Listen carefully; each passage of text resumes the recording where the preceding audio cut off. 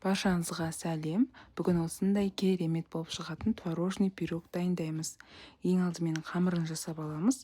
Ол үшін бізге жұмыртқа мен қант қажет болады. Жақсылап араластырып, үстіне ерітілген сары май құямыз. Оның үстіне ұн мен разрыхлительді араластырып, жұп-жұмсақ қамыр жасаймыз.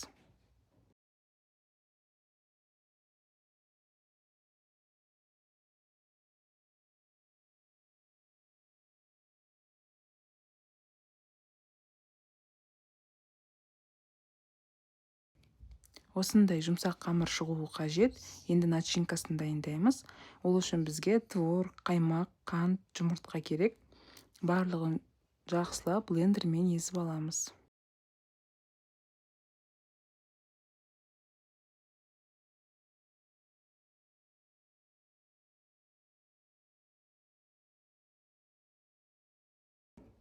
Жиырма төрт немесе 26 диаметрлік формаға табамызға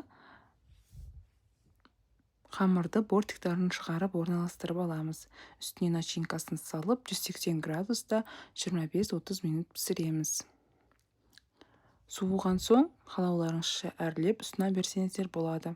Холодильникте 2-3 сағат ұстасаңыздар өте керемет жұмсақ болып шығады. Баршаңызға ас болсын, жасап көріңіздер. Және де арнама тіркеліп, комментарий жазуды ұмытпаңыз.